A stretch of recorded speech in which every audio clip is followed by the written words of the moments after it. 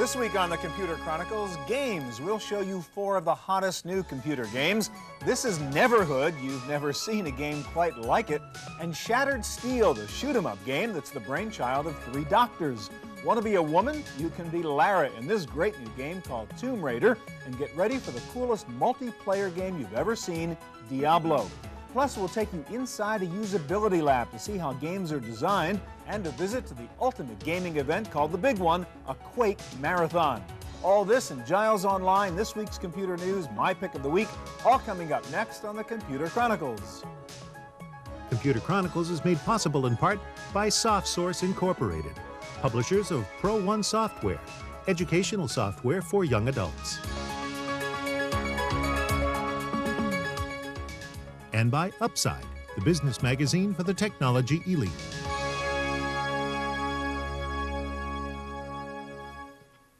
Hi, and welcome to the Computer Chronicles. I'm Stuart Chaffee. Well, you know by now what a computer game is going to look like, right? The genre, the style of computer games has sort of been established, but just a minute, there actually is a new game coming out that has a totally different look from any game you've seen before, and that's your baby, Mark, which is the Neverhood. And the reason it's so different is you guys didn't use traditional computer animation, but claymation, right? Tell us why you decided to do that. Computer-generated images are against our religion.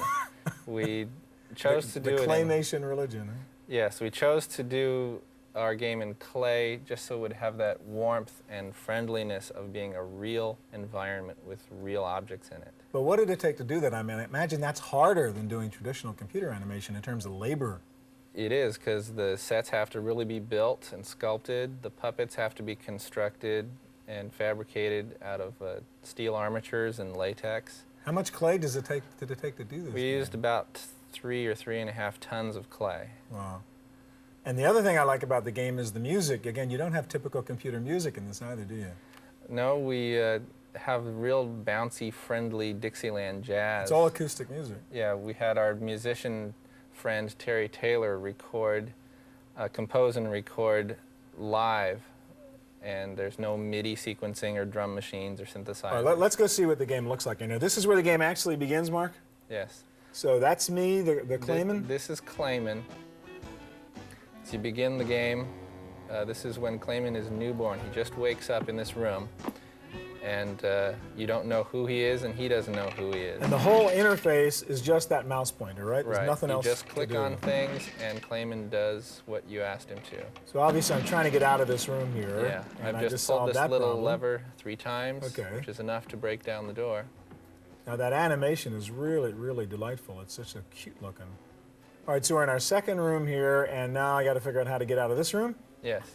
Now there's this really dangerous looking thing right underneath there. If I jump, can you die in this game? You can't die. Looks like it. But you're okay. You just sort of pop, well, just clay, what the heck? Huh? Yeah, well, what you're doing is just building up a body of experience that you'll use later on in the game. Now, so I got to figure out how to get out that next door? Right. Well, I would press the red button as my first instinct. All right, let's click the red button. So so again, the interface, just click on the button, he'll come over and do it. Right. Not the solution. Yes, usually not the obvious solution. How about the rings hanging from the ceiling? Let's click on one and find out what happens. So just click on the ring, he'll jump up and pull it. Nothing. Well, how about that one that's sort of teasing me that's hanging a little bit lower than the rest of them? All right. That's what you gamers think, right? You're pretty sharp. Opens the door. Now I'll click the door to exit. Not so easy.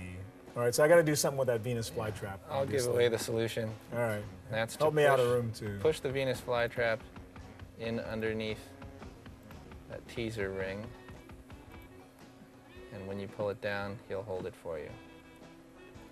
So when I pull the same ring, Venus guy helps me, and now I get out into the next room. So this is, in this sense, it's sort of your typical kind of adventure game. I do have puzzles to solve, rooms to go to. But what's sort of the object of the game? What am I trying to do as Clayman? Well, the game exists on several levels. It's accessible to anyone. Even a small child could just explore the world and not try to solve any of the puzzles or fulfill the ultimate quest. But for the serious gamer, you can skip the lighthearted entertainment part of it and just go straight for the puzzles. Yeah. Well, I'm going to go play this game. Thank you very much, Mark. All right, well, how do you design a good game? Well, if it's a kid's game, the answer is with a lot of research and testing up front. We visited the Learning Company to find out how they prepare for the release of a new game. If you need to feel humble, just watch a child testing a piece of software and compare that to your last frustrating moment at the keyboard. It almost looks like a pleasant experience. The Learning Company of Fremont, California, depends heavily on these junior users to design and refine their children's educational games. The company built a test lab with cameras and one-way mirrors to record every frown or smile, every twitch or sigh, and any other indication that a game is working or isn't. What we're looking for are what we call the 3 E's: engagement, ease of use, and educational value. So what we're looking for is what they're clicking on, what we meant to happen when it clicked on, what we want to happen. We're also looking for how much fun they're having. We're looking for their face to light up. We're looking for them to be closer to the screen and looking at what's happening and not. What we're not looking for is them to be banging on the keyboard because they can't figure out what's happening next. Game designers and educators can watch test sessions discreetly through the darkened glass, or review videotapes later to find the weak points in a new game. This session is testing a new time-telling game in a program called Treasure Math Storm. Details like the size of the clock's hands or the speed of the elves can make the game fun or frustrating. But above all, it has to teach something. What we do know is that kids who have fun learning spend more time doing it, are more interested in what they're doing, and are more apt to continue it outside of the computer, outside of a particular textbook, outside of a particular experiment. So that's what we know we're getting by having kids play early on with the computer. For the Computer Chronicles, I'm Giles Bateman.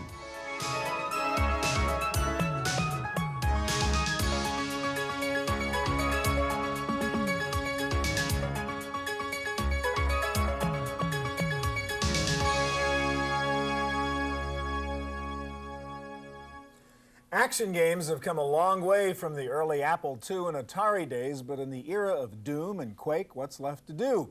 Well, just wait and see what a trio of Canadian doctors has come up with. And you're one of the doctors, Dr. Greg Zeschuk. Can I call you Greg, Doc? Oh, please do. I'm pretty informal. We're in the computer world now. I'm not in your office. My white coat's all long gone. All right. How did a bunch of doctors, how'd you have time and an interest get involved in writing action computer games? We've been game enthusiasts for many years, since we were young kids playing Pong all the way through medical school. And while we were in medical school, we actually started developing medical applications for teaching difficult concepts for use at the university. And as we did that, it sort of branched out. We sort of accumulated more technology, and before we knew it, we felt we could pursue one of our passions, which was making games. And so it just kind of happened, I guess, is the best way to All right, describe so you guys are up there in Edmonton and have come up with this game, Shattered Steel. What's kind of new and different about the game? It's a little different than the standard games that fit specifically into one category. It more walks the line between the action category with the first-person shooters and the big robot. So this kind of Mech Warrior meets Doom, right? Something along those lines, with a bit of X-Wing and TIE Fighter mixed in. It takes a lot of our favorite aspects of games and puts them together. All right, let's take a look at a little bit of Shattered Steel and show me how you play this. Okay, right now I'm in the arming bay here. I've got my Warthog here. I can sort of flip through a couple of different robots. I'm on a difficult mission, so I got to put on my... Okay, now where are we? Set the scene a second. This is the 22nd century. You're a mercenary who flies around in a dropship. Okay. And your mission is to clear out a planet from various enemies that have taken over. All right, so I'm picking my robot. Yeah, I'm sticking on my weapons right now. I'm putting on some 70mm cannon. I'll put on some infrared missiles. I know I'm in a bit of trouble here, so. And we'll go over to my shields, toss on a better reactor so I can run faster. This is my command module, and I can get information about the missions on this planet here. You can sort of notice the blue line where my path is, and my next mission is here. And I can either get a voice briefing to tell me what's going on, the computer tells me, or else I can just jump right to it. All right, let's get into battle here. Oh, this is a big one. There's fighters coming from behind me. I have 2 allies that are on both of my sides, and we're facing off against a large enemy here. And it's going to be a lot of action right off the start as these flaming fighters start coming in. There are my napalm fighters on the left shooting the fireballs. One of my allies just walked in the middle of a fire, and there's the fighters up in front there. That's one of my enemies firing on them. It's pretty clean, smooth-looking animation, considering, compared to the Doom type stuff here. Yeah, it's one of the things that we worked quite hard in getting Shattered Steel to work well with slower frame rates that you find in some machines. Actually, you know, compared to a lot of the games out there, it works quite well. So you can see my allies just got destroyed. I've got one headless enemy here I've just destroyed. And if you look in the bottom right corner, you can see my radar, and I can follow along. Quickly, Greg, you've got one thing. I mean, what's different here is the terrain is kind of alive, has physical characteristics. So if you blow up a crater or something, there's a hole in the ground, stuff happens, right? Yeah, I can actually demonstrate that. I'll pick up my nuclear warhead. Okay. And here's my hill. There's a hill here. I can verify that. Yeah? And we'll shoot a nuclear weapon. So you're And now there is no longer a hill, and you should see a large wave of terrain coming towards me. Okay, so there really are physical consequences to damaging your environment here. No question. And if you look in, you can sort of see where the hill once was, a large, gigantic crater, and full of flames. It's called shattered steel. Thank you. All right, well, the stereotype of computer gamers and games is that they're all about young males, right? Well, time for a little gender equality. So the hero in a brand new game called Tomb Raider is in fact a heroine. Is that a kind of conscious decision not to have this helpless little female that has to get saved, but kind of the tough warrior lady? Oh, absolutely. Very much an Indiana Jane is our feel here. An Indiana Jones type of character is what we're really pushing forth. All right, now your game is, again, it's kind of a mixture, right? It's a little bit of adventure game, but a little bit of the Doom type, 3D world, only from a third-person perspective. Correct. Instead of using the first-person shooter games that you see a lot these days, we've incorporated a third-person where the camera sits behind the right shoulder of the character. And absolutely, we incorporate the action elements, some shooters, and then we also incorporate the adventure puzzle type elements. All right, let's take a look now at Tomb Raider. Okay, now, what's the story here, Gary? The storyline behind this game is that you play Dr. Adventurer Lara Croft, and you're on a quest to find 3 ancient pieces of an ancient artifact called the Scion. Along the way, you're running across wolves, bats, bears, everything you can think of along the way. Now, she looks like a pretty sophisticated sprite you've got going there. Oh, absolutely. She uses 2,000 frames of animation. This isn't motion capture, which is a lot different than what you've seen today. These are, it's a massive 3D moving real-time environment. Some of the special features you'll see here is that she actually does some swimming. So you're basically traversing through caves, tombs, tunnels, and the likeness. So now, are there bad guys to blow up and bad guys coming to shoot me, Absolutely. There's, of course, the typical animals that you'll see, and then there's also mercenaries that you will encounter along the way. Now, there's sort of kind of a story here, too, right? I mean, doesn't she get, like, told information which isn't quite true, and she has to figure out, like, who's telling the truth and who's not and stuff like that? Yes. Well, she's hired by a conniving businesswoman by the name of Jacqueline Natla to retrieve this first piece of an ancient artifact. Along the way, she's double-crossed, so she has to figure out what's going on, and she wants to actually solve the puzzle herself. Now, is there any talking or dialogue? How does she deal with that part of the game? Basically, the game is comprised of 4 massive worlds within 15 levels. In between the levels, there are cinematics that incorporate clues and that type of thing. However, there is not, There's no dialogue. There's no dialogue with other characters. But I mean, how does she figure out that people are betraying her in the story? When other mercenaries show up and they try to kill her. Ah, okay. She thinks they're her allies, but they're not her allies. Exactly. Okay. It's action, action, action. Absolutely. All right. So it's called Tomb Raiders, and how long does it take to finish this game? Forever. Forever. It's a very large game. Like I said, 15 levels, which some people don't think. In 4 different worlds. In 4 massive worlds, and this is just, I would say, a smidget of what the game actually is. All right, Gary, thank you. All right, well, the hot new trend in computer gaming is multiplayer games in which you can play against opponents all over the world using the internet. We recently visited one of the premier multiplayer game marathons at a cyber cafe called Internet Alfredo in San Francisco. You don't need much to play a computer game. Some software and a single player will usually do. But why play alone when you can battle the world? At a recent online tournament at San Francisco's Internet Alfredo, players teamed up to socialize, drink espresso, and play Quake on the internet.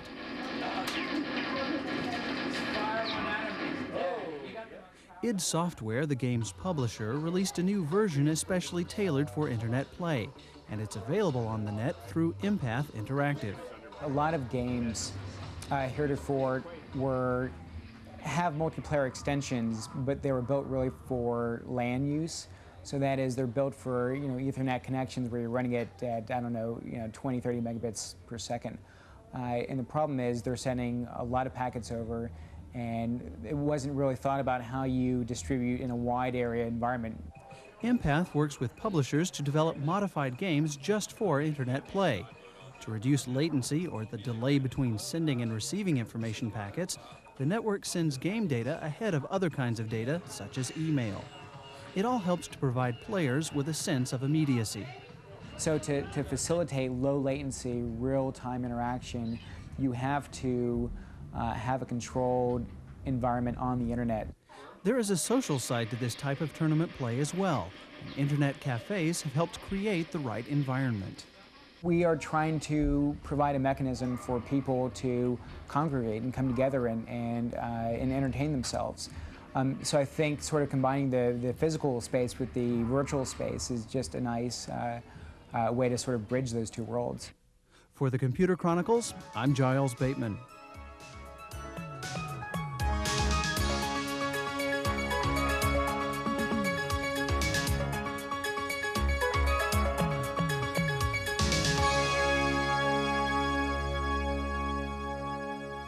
Well, if you're a gamer, there's nothing more exciting than the anticipation of a hot new game, and the one everyone's been waiting for is Diablo. In fact, when Blizzard Entertainment posted an online notice saying it was looking for 1,000 beta testers, nearly 250,000 gamers applied, and all 1,000 tester slots were filled in the first 3 minutes. This is your baby here, Diablo. Why is there so much excitement about it? What's so cool about this game? Well, the cool thing about this game is that it's a genre that's been neglected for quite a while, and we're really putting together the newest technologies to make this, to revitalize the role-playing game segment. It is a multi-user game, so you can play over the internet with your friends. There is incredible replayability because the dungeons and items and monsters are regenerated randomly each time you play. Every time you go into a place, it looks different. You'll never play the same game twice. Okay, now you're the guys who did Warcraft, right? So Yes. you've got a little bit of a reputation out there for doing good stuff. Let's take a look at Diablo, and just what's the story here, Max? Okay, you start out with a character. You can pick either a warrior, a rogue, or a sorcerer. I've got the warrior queued up here. Okay, and so that's me in the middle of the screen. That's you in the middle of the screen. We've made the interface real easy to use to expand our audience, not just to hardcore role-playing gamers. So I just walk over to this guy? You point and click. You walk around the town and you interact with the We can actually talk characters to in each the other? town. Sure, we can talk to the blacksmith here and buy items, sell items, repair items. I'm all set up to go, so let's go ahead and walk towards the dungeon. Leave the shop. Okay, so we've talked to that guy, and we're going into our first dungeon now. Yes. And all throughout the town, there are different people you can talk to. There's a witch that sells potions. There's the blacksmith. There's people who will heal you, and various things like this. Now, one of the things we're going to do is we're going to come up to a man outside the dungeon here, and he is going to provide us with our first quest for Diablo. All right, so there's some poor guy lying on the ground there. Please help. I barely escaped from the butcher. He killed my wife, my children.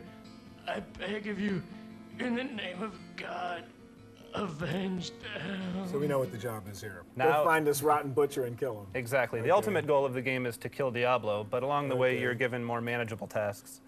All right, so you're loading up the first dungeon right now? Correct. And All I right, don't know what's And you don't know coming. what it's going to be because every time it might be Exactly. different. We mean different look, different environment, different characters? A different, complete layout of the dungeon, completely different monsters.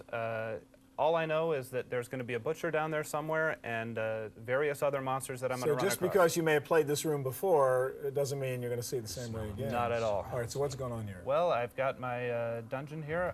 Here's a door through which I'm likely to find some danger. And you just happen to know. Yes. Okay.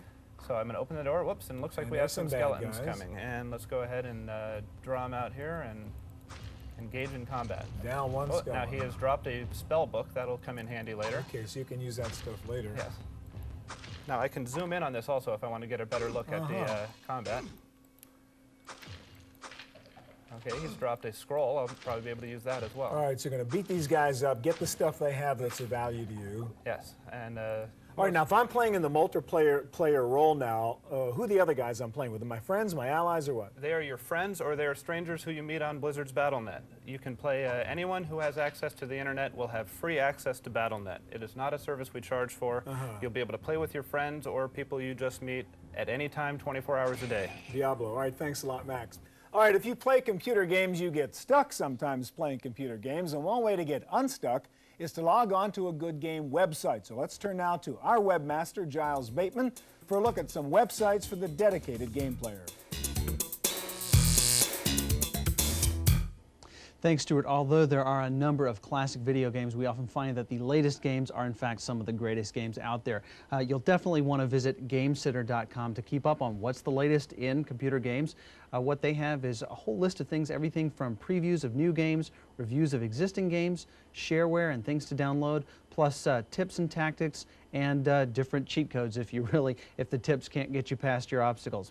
Next of all, you'll definitely want to check out TNNet. This is Total Entertainment Network, and what they do is provide a way for you to play some of the popular games, such as Quake and whatnot, with other people over the internet. For instance, Duke Nukem is on that list. I'll click here. And from the Duke Nukem page, you can find information on how to play Duke Nukem over 10. You can actually download the shareware of Duke and get a little bit of a review so you can find out what the game's all about. Now, last but not least, you'll definitely want to check out File Factory. File Factory is a service of TNNet. If you just click on the start right there, what you'll find is updates to all the latest versions of the different games you have. So even if you bought a game in the store, there may be an update for it on the internet. And how do you find out it's there? Go to the File Factory. Thanks, Giles. Time now for our weekly summary of the latest internet and computer news. Here's this week's Random Access Report with Lori Anderson. In the Random Access file this week, Apple Computer has agreed to buy Next Software for a total of $400 million. This reunites Apple with its co-founder Steve Jobs, who started the company 20 years ago. Apple hopes this acquisition will give them the software technology it needs to revamp the aging Mac operating system, which will be based on NextStep. Jobs will work part-time at Apple to help lead the effort. Prodigy has joined CompuServe and America Online in their court battle against cyber promotions for sending advertisements via email to their subscribers. Prodigy has received a permanent injunction against cyber promotions to stop sending the online ads under the Prodigy name. CompuServe obtained a similar restraining order last October. If you didn't get the computer you wanted for the holidays, here's something to consider. Apple Computer has announced a mail-in cash rebate of up to $450 for U.S. consumers who purchase a Power Macintosh 7600 or 8500 computer. The rebates will be valid through January 19th. Think you need a loan to pay off all those bills you racked up over the holidays? CompuServe and Beneficial National Bank have announced Online Loan, an interactive service that allows eligible consumers to get approval for unsecured personal loans of up to $10,000 in under 2 minutes. If approved, a check is mailed out the next business day. And finally, with all the movies being released this time of year, how do you choose which one to see? The new website Reel.com is designed to match movie buffs to the films they'll most want to view. Reel.com lets you search movies by title, category, ratings, as well as theater versus rental. Complete with descriptions and reviews, Reel.com is designed to take some of the guesswork out of going to the movies. That's it for this week's news. Back to you, Stuart.